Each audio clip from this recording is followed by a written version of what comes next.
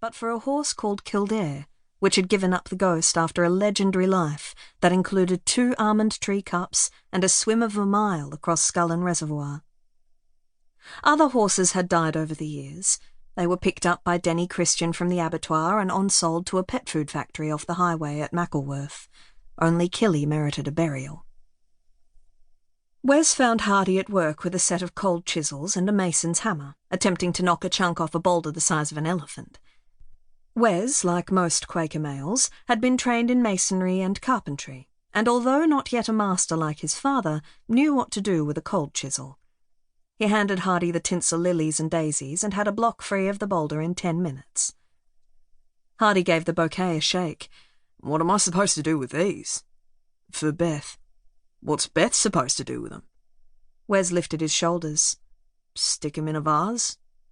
Hardy nodded. "She'll be reading," he said, "the collected works of Red Joe Stalin. Can try the flowers if you like. This is courtship, is it? Romance?" "That sort of thing." Hardy handed Wes the bouquet and picked up his tools. "Stay for a cuppa? Then you can try your luck with the professor." Bob Hardy wished Wes all the luck in the world. Of all his daughters, he loved Beth the most, and while he admired her intellect, hated the idea of losing her to the university in the city.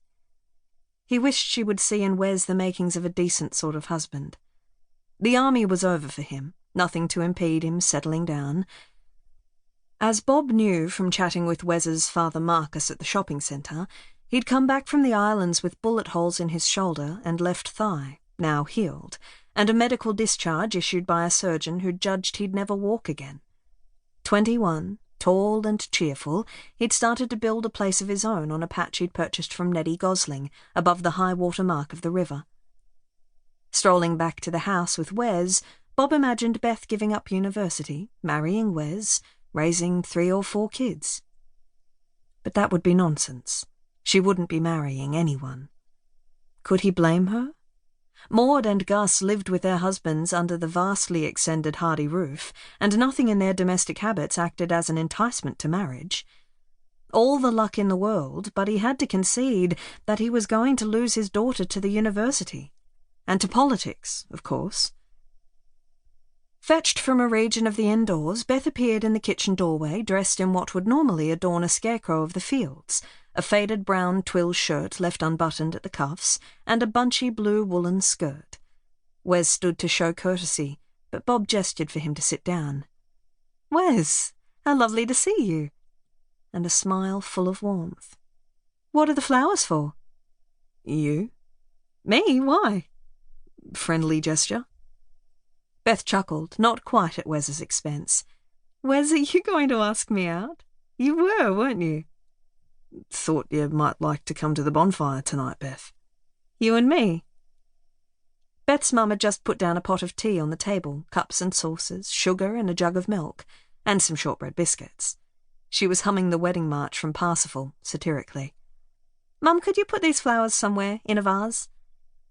Beth waited until Wes had taken a few sips of tea before enclosing one of his hands in both of hers.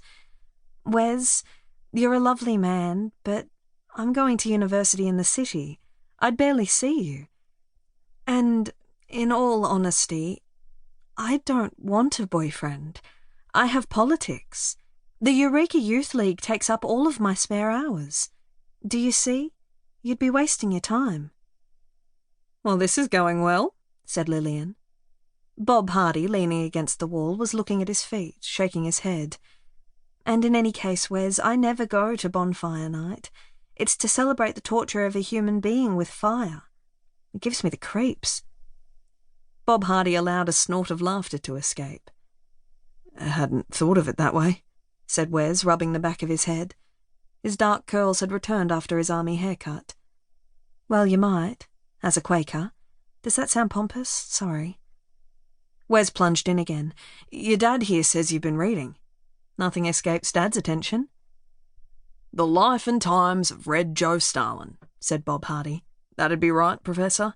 She says that Red Joe clobbered the Germans on behalf of the working man." "Dad, I said nothing of the sort.